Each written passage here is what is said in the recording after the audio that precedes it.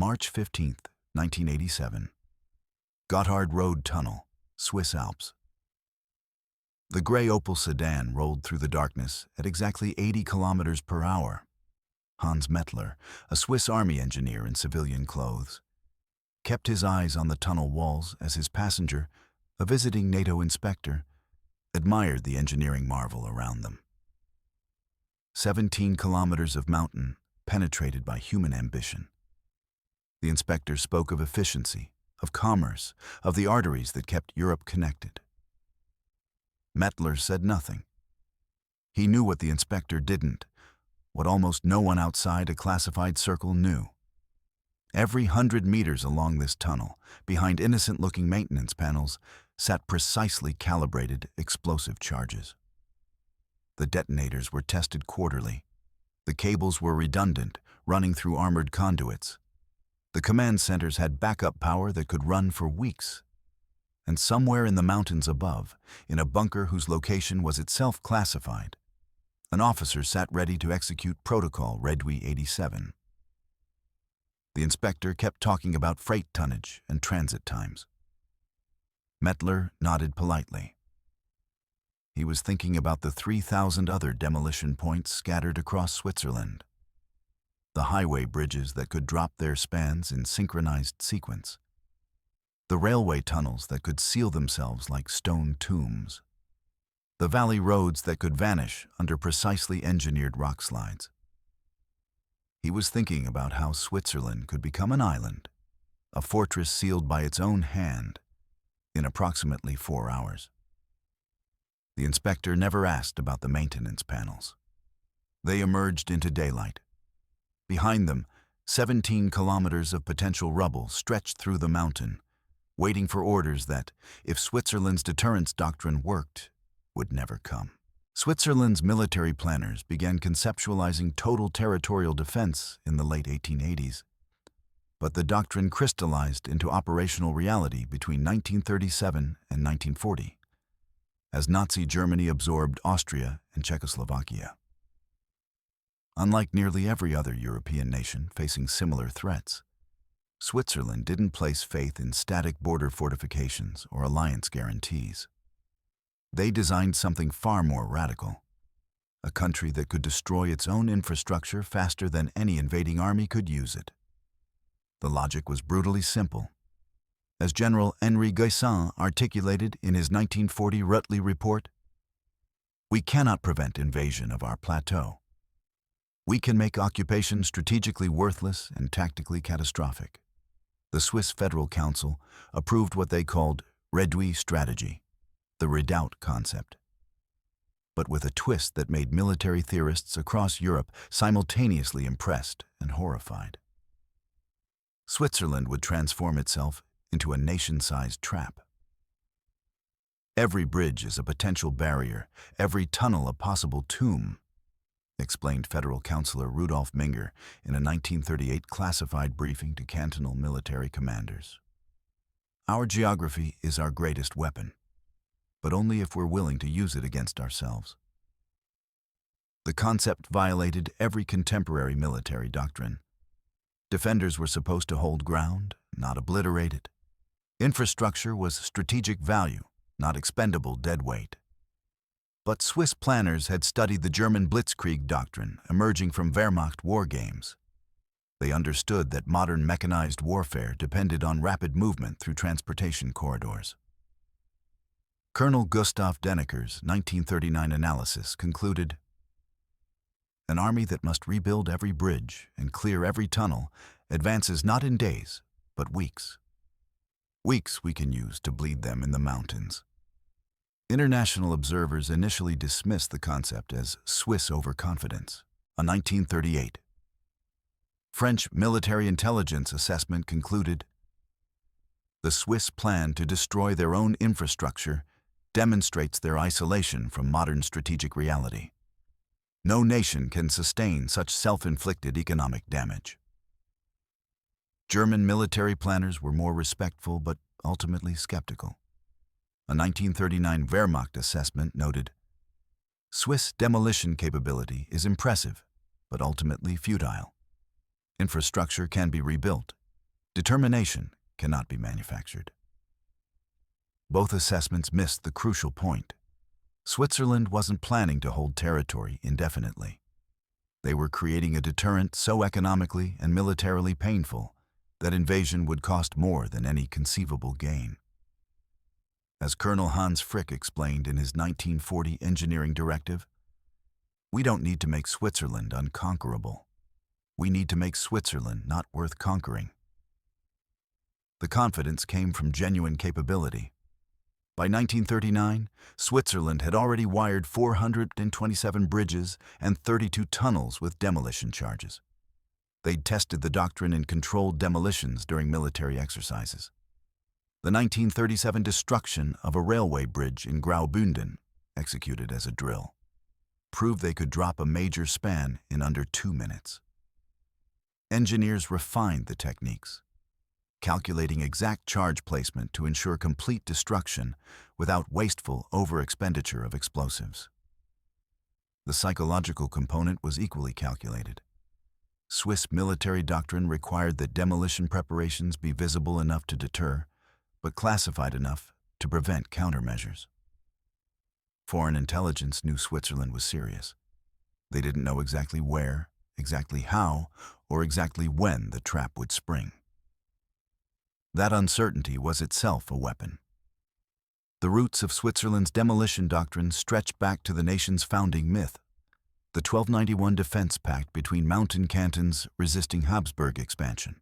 But modern implementation began with the federal law on the military organization of 1907, which first gave the Swiss Army authority to pre-position demolition materials at strategic infrastructure points. The real architect was Colonel Hans Herzog, who in 1912 submitted a controversial proposal to the Federal Military Department: wire every Rhine bridge for demolition. The proposal triggered fierce debate. Economic interests screamed about damage to commerce. Legal scholars questioned whether a democracy could authorize such potentially catastrophic self-harm. Herzog's response was coldly pragmatic. Better we decide when and how our bridges fall than leave that decision to an enemy artillery commander. The compromise came in 1914 as World War I engulfed Switzerland's neighbors. Federal legislation authorized defensive infrastructure measures, bureaucratic language that concealed revolutionary intent. Initial implementation was modest, 17 bridges and 2 tunnels by 1918. But the legal framework and institutional knowledge were established. Switzerland had crossed the Rubicon. Their infrastructure was no longer merely national patrimony. It was a weapons system. The interwar period brought technological sophistication. Captain Robert Dürer, a metallurgist turned military engineer, developed shaped charges specifically designed for bridge demolition. His 1923 field manual, Principles of Structural Demolition, became required reading at the Federal Military Academy. Dürer's innovation wasn't just technical, it was logistical. He created standardized explosive packages that could be pre-positioned and maintained by regular Army personnel, not specialized engineers. By 1927, Switzerland had wired 134 bridges and 11 tunnels. The program expanded gradually until Hitler's annexation of Austria in March 1938. That single event transformed Swiss planning. General Guisan, appointed commander-in-chief in 1939, ordered an immediate acceleration. His chief of staff, Colonel Louis de Montmolin, later recalled, "The general told us we had 18 months to make Switzerland indigestible, 18 months to wire a nation." The engineering challenge was staggering. Switzerland had 193 bridges over 5 meters in length, 293 significant tunnels, and 4,200 kilometers of major roadways vulnerable to interdiction. Complete coverage was impossible. Engineers prioritized ruthlessly.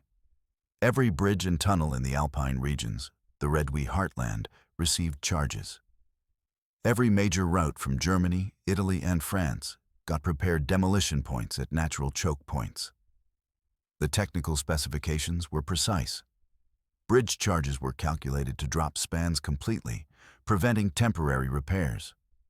Tunnel charges would induce controlled cave-ins at tunnel thirds, not sealing them completely, which required excessive explosives, but creating 3 separate rubble blockages requiring distinct clearing operations. Road interdictions used hillside charges to trigger rock slides that would take weeks to clear even with heavy equipment. Colonel Ernst Vetter, chief of the Army Engineering Corps, implemented a brilliant security innovation. Explosives weren't permanently installed. Instead, standardized chambers were built into infrastructure during construction or added during maintenance to existing structures. The chambers remained empty except during heightened readiness. When tensions rose, specialized teams could charge every priority demolition point in under 72 hours. This solution satisfied economic concerns. Commerce wasn't disrupted during peacetime while maintaining operational readiness. It also complicated enemy intelligence collection. Even if German or Italian agents identified chamber locations, they couldn't know when the chambers were actually charged. The program's classification level was extraordinary. Only about 2,000 officers and senior officials knew the program's full scope. Even many cabinet members received only general briefings. By September 1939, when Germany invaded Poland, Switzerland had 892 prepared demolition points. By June 1940, as France collapsed, that number reached 1,547. The final phase of preparation occurred during the summer of 1940, as German divisions surrounded Switzerland on 3 sides. Work crews operated around the clock. Every tunnel, every bridge, every strategic roadway in the Alpine Redoubt received charges. On August 8, 1940, General Guisan assembled senior commanders at the Réduit meadow, Switzerland's symbolic birthplace, and confirmed Switzerland's infrastructure was now a loaded weapon. June 18-25, 1940. 7 days that defined Swiss resolve. France signed its armistice with Germany on June 22, 1940. Switzerland found itself completely surrounded by Axis powers, Germany to the north and east, Italy to the south, Vichy France to the west. In Berlin, Wehrmacht planners dusted off Operation Tannenbaum, the contingency plan for invading Switzerland. Initial intelligence suggested the operation could commence within 6 weeks. In Bern, the Federal Council convened an emergency session on June 23rd. Foreign Minister Marcel Pilet-Golas, who would later become controversial for his accommodation stance toward Germany, advocated diplomatic flexibility. "We cannot fight the entire Wehrmacht," he argued, according to classified minutes later released in 1989. "We must demonstrate useful neutrality, not suicidal defiance." General Guisan presented an alternative. His intelligence chief, Colonel Roger Masson, had obtained partial details of Tannenbaum from German sources sympathetic to Swiss independence. The Wehrmacht plan called for rapid penetration of the Swiss plateau, seizure of Bern and Zurich, and occupation of the industrial heartland. They expected Swiss resistance to collapse within days, once cut off from the mountain redoubt. "They expect us to defend the plateau," Guisan said flatly. "They expect conventional warfare. They expect us to surrender when our cities fall." His voice hardened. "We will give them none of those things."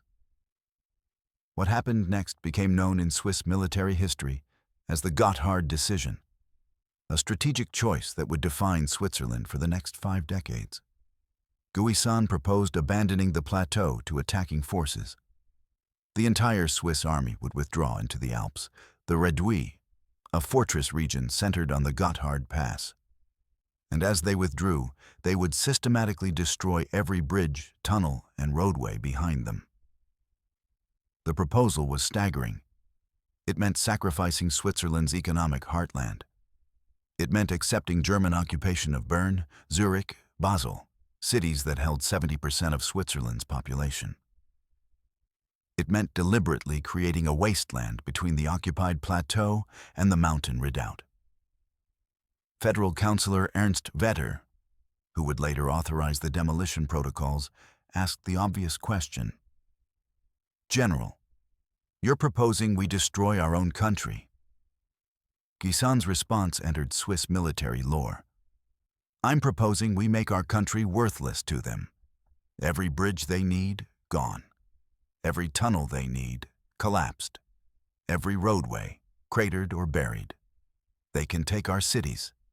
They cannot take our mountains. And without transportation infrastructure, they cannot hold what they take."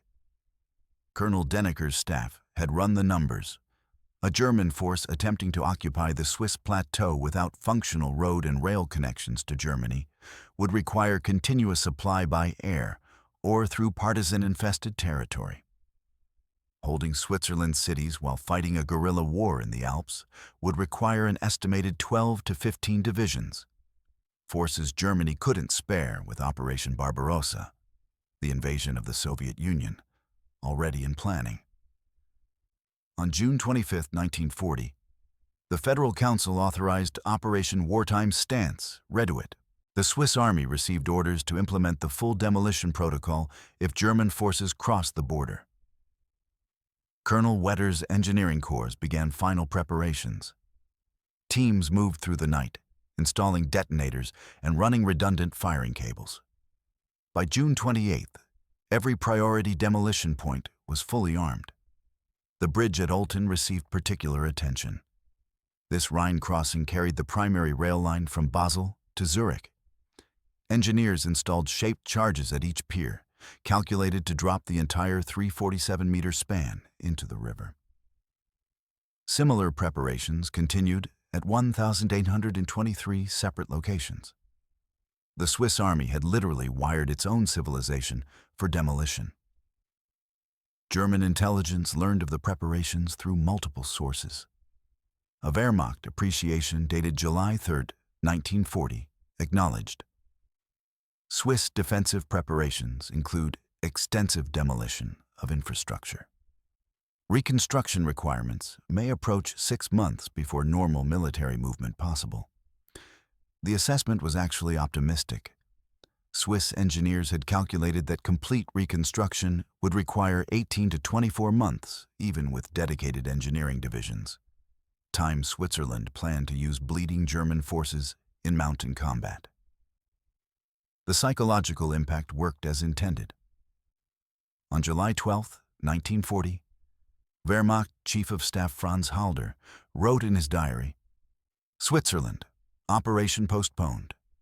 Führer considers economic value insufficient to justify military expenditure." The entry was brief, but its implications were enormous. Nazi Germany, having conquered Poland, Norway, Denmark, the Low Countries, and France in 9 months, decided Switzerland wasn't worth the cost. The decision wasn't purely military. Germany needed Swiss banking, precision manufacturing, and alpine tunnels for trade with Italy. An occupied Switzerland stripped of infrastructure offered none of these benefits. Switzerland had successfully convinced Nazi Germany that invasion would destroy everything Germany wanted from Swiss neutrality. But the doctrine's real test came incrementally, through thousands of smaller moments. Every border violation, every German demand for concessions, every threat carried the implicit Swiss response: push too hard and we destroy everything. In March 1943, when Allied bombers mistakenly attacked Zurich and Basel, Swiss fighters shot down American aircraft. Switzerland demonstrated it would defend its neutrality against all sides, with the demolition doctrine as ultimate guarantee. The immediate post-war period brought a curious paradox. Switzerland had successfully deterred Nazi Germany through threat of self-destruction, but the infrastructure itself remained largely intact. The challenge became maintaining the deterrent while reconstructing a peacetime economy. The answer was systematic institutionalization of the demolition doctrine. The Cold War Transformation, 1947-1960.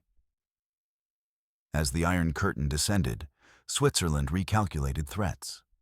Soviet forces in Eastern Europe presented a different challenge than Wehrmacht divisions: faster mechanization, different axes of advance, and potentially chemical or nuclear weapons. In 1947, the Federal Council authorized a comprehensive review of demolition capabilities. Colonel Hans Senn, appointed head of the Strategic Planning Staff in 1949, oversaw the modernization. The program expanded from 1,123 prepared demolition points to over 3,000 by 1955. But more significantly, the nature of preparations evolved. New construction, the expanding network of alpine tunnels and highways, incorporated demolition chambers during initial building. The 1955 San Bernardino Tunnel, for example, contained 47 prepared demolition points built into the structure itself.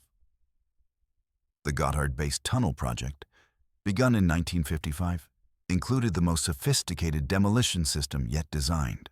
Engineers installed not just explosive chambers, but redundant command systems, remote detonation capability, and fail-safe mechanisms that could trigger demolition even if command centers were destroyed. The system cost an additional 8% of the tunnel's construction budget, expense the Federal Council authorized without debate. Swiss military doctrine evolved correspondingly. The 1952 Army Regulation 51-7. Infrastructure denial in total defense formalized procedures. Demolition authority was pre-delegated to regional commanders under specific crisis conditions. Unlike the 1940 system requiring Federal Council authorization, Cold War doctrine allowed field-grade officers to execute demolitions if communications were severed or command authority compromised. This decentralization reflected nuclear-age reality. A Soviet invasion might come with hours' warning, potentially preceded by nuclear strikes on command centers. Switzerland couldn't afford decision paralysis. Major Hans Rudolf Führer, who helped draft Regulation 51-7, later explained, "We accepted that junior officers might have to make civilization-ending decisions for their sectors. We trained them to make those decisions correctly."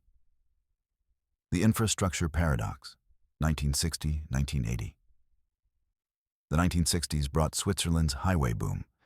The national motorway network expanded from 174 kilometers in 1960 to 1,638 kilometers by 1980. Every new bridge incorporated demolition capability. The 1962 Chillon Viaduct, spanning Lake Geneva near Montreux, exemplified the approach. This graceful structure, admired for its aesthetics, contained explosive chambers at each of its 16 piers. A single command could drop the entire 2.3-kilometer span into the lake within minutes. But economic pressures mounted. Critics questioned the cost of maintaining thousands of demolition points during détente. In 1969, parliamentarian Hans-Peter Tschudi challenged the program publicly, a rare breach of Switzerland's security consensus. "We're spending billions preparing to destroy billions more in infrastructure," he argued. "This is Cold War madness, not Swiss pragmatism." The Federal Council's classified response, Declassified in 1998, was blunt. "The moment we stop maintaining these capabilities, deterrence collapses. Our neutrality is credible because occupation of Switzerland offers no advantage. Remove the demolition threat, and Switzerland becomes merely another invasion route to Italy or France." The debate went silent after the 1968 Soviet invasion of Czechoslovakia. That August operation demonstrated that détente hadn't eliminated existential threats. The Swiss Army conducted its largest demolition drill since 1945, simultaneously dropping 3 old bridges and sealing 2 abandoned tunnels in coordinated detonations. Foreign military attachés were invited to observe. The message was unmistakable. Swiss capabilities remained sharp. Technological improvements continued. Remote detonation systems replaced many hand-fired mechanisms. Explosive charges shifted from TNT to more stable and powerful compositions like C4 and Semtex.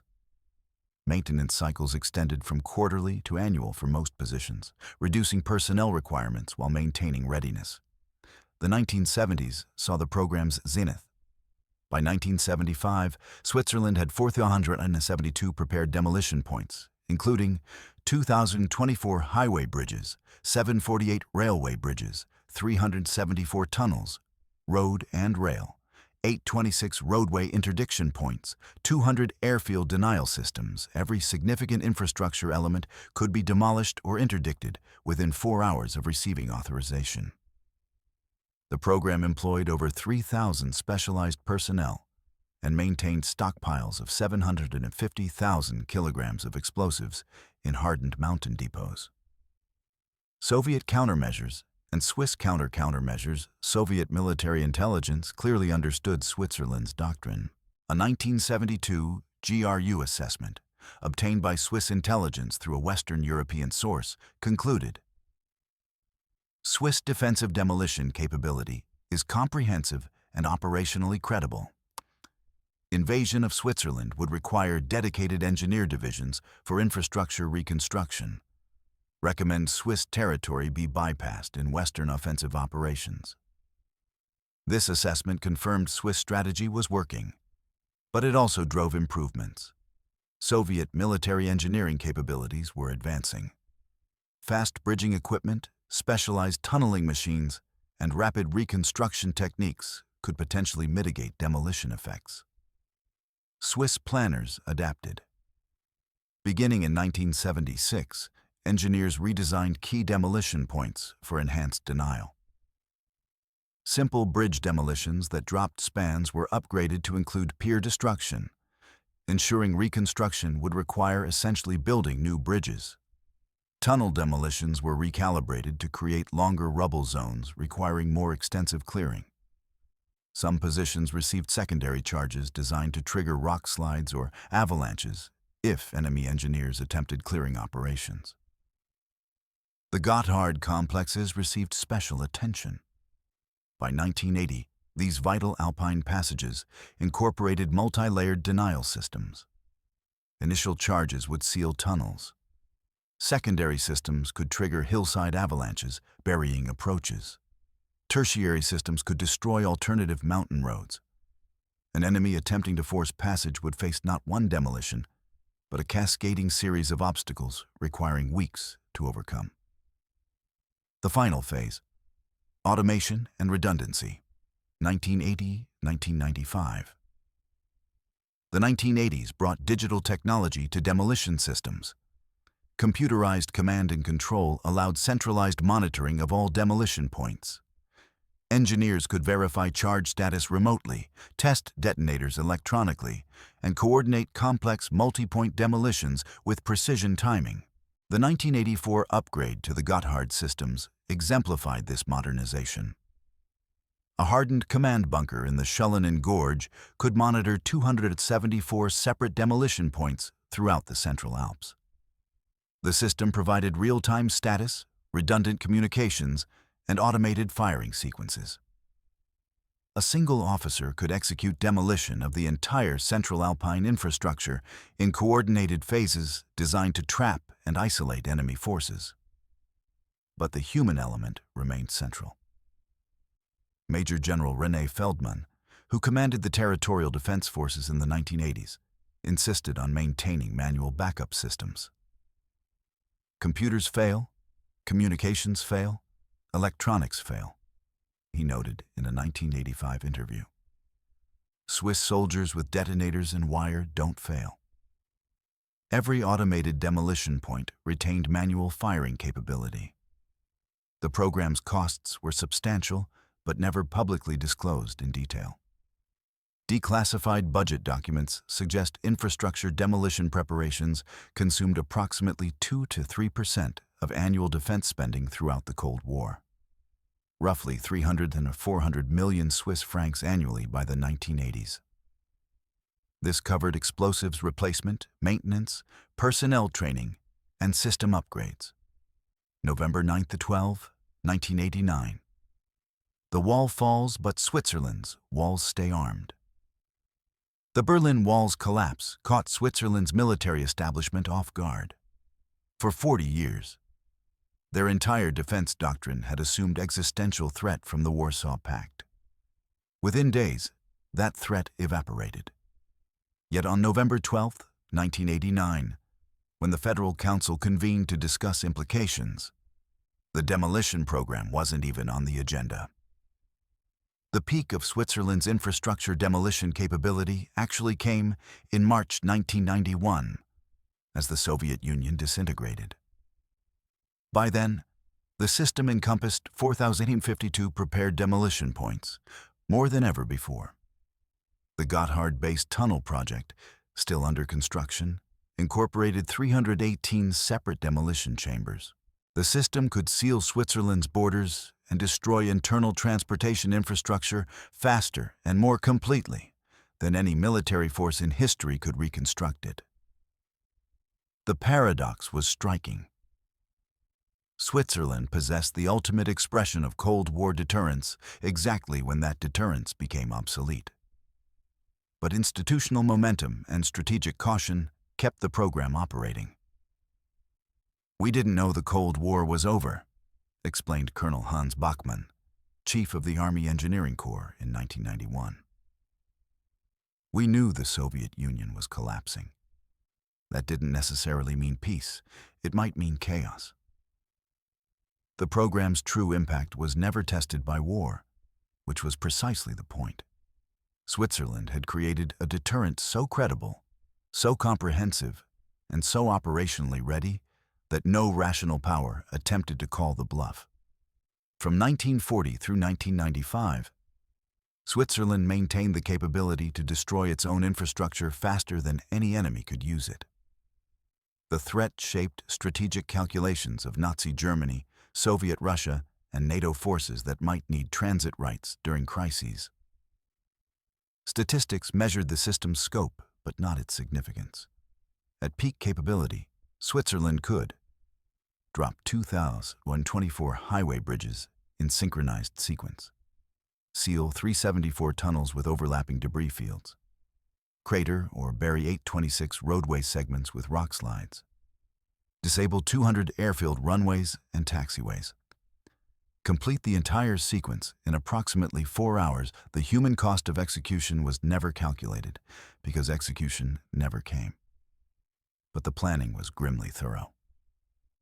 Engineers estimated that full implementation of territorial denial would render 30 to 40% of Switzerland's infrastructure unusable for 12 to 18 months. Reconstruction costs would exceed 50 billion Swiss francs, roughly 1 year of Switzerland's entire GDP in 1990. Yet this catastrophic potential bought Switzerland absolute security. Nazi Germany, contemplating invasion in 1940, confronted infrastructure demolition as a decisive factor. Soviet planners, evaluating Western invasion routes from 1947 to 1991, consistently concluded that Switzerland's self-denial capabilities made occupation strategically counterproductive. NATO war plans treated Switzerland as impassable terrain, specifically because Swiss demolition doctrine ensured that no force could move through Swiss territory quickly enough to matter operationally. The program's ultimate vindication came through absence. No invasion, no occupation, no desperate demolitions executed in retreat.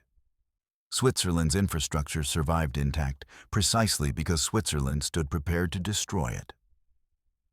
The deterrent worked. The systematic dismantlement of Switzerland's demolition infrastructure began quietly in 1996. The Federal Council, recognizing that the Cold War's end was permanent, authorized removal of explosives from prepared chambers. The process took 4 years. By 2000, Switzerland had removed charges from approximately 80% of demolition points. Many chambers remained but sat empty, maintained for theoretical reactivation, but no longer operationally ready. Complete demobilization never came. Swiss military doctrine still includes infrastructure denial procedures, now designated critical infrastructure protection and denial operations. Approximately 1,000 priority positions, primarily alpine tunnels and passes, retained demolition capability under the 2004 Army Regulation 5110. The modern program is dramatically smaller, but the doctrine persists. Switzerland will destroy what it cannot defend, rather than let infrastructure serve an occupier. The psychological legacy runs deeper. An entire generation of Swiss military personnel trained for the ultimate act of defensive destruction, wiring their own civilization for demolition, accepting that their duty might include triggering national catastrophe. This wasn't abstract contingency planning. Thousands of soldiers and officers knew the exact locations, the exact procedures, the exact charges they would personally detonate if ordered.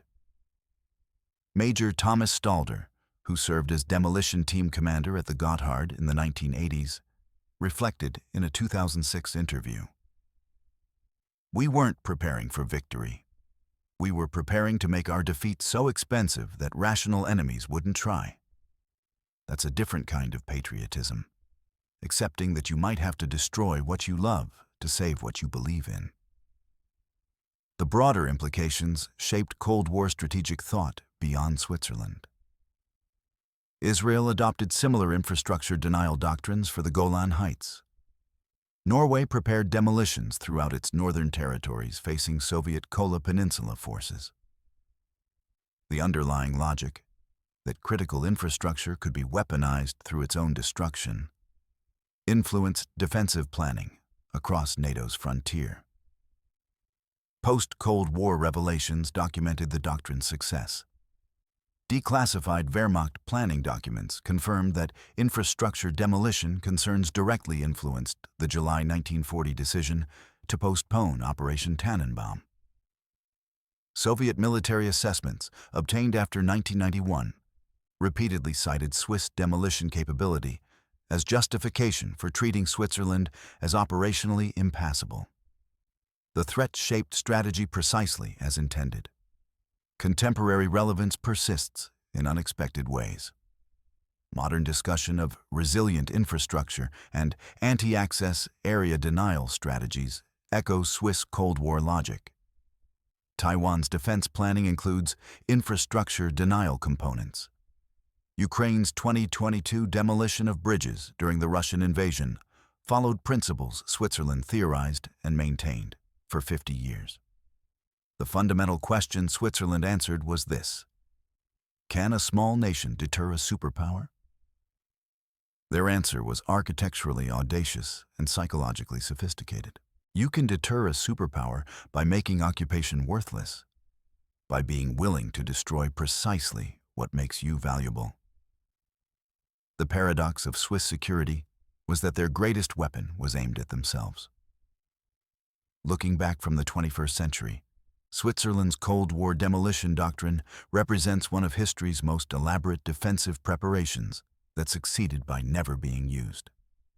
The bridges still stand. The tunnels still carry traffic. The alpine roadways still wind through mountain passes. They stand not despite Switzerland's willingness to destroy them, but because of it. On that March day in 1987, when Hans Mettler drove through the Gotthard tunnel with his NATO visitor, he was navigating a loaded weapon that would never fire. The inspector admired Swiss engineering without understanding its darkest purpose. The tunnel was indeed a marvel, not just of construction, but of deterrence. Those explosive chambers, those redundant firing systems, those command bunkers buried in alpine stone, they were Switzerland's answer to the central question of the Cold War. How does a free nation remain free when surrounded by empires? Their answer was carved into every bridge pier, molded into every tunnel wall, wired into every mountain pass. We'll destroy it all before we let you have it. And because they meant it, because every prepared chamber and every trained demolition team proved they meant it, they never had to do it.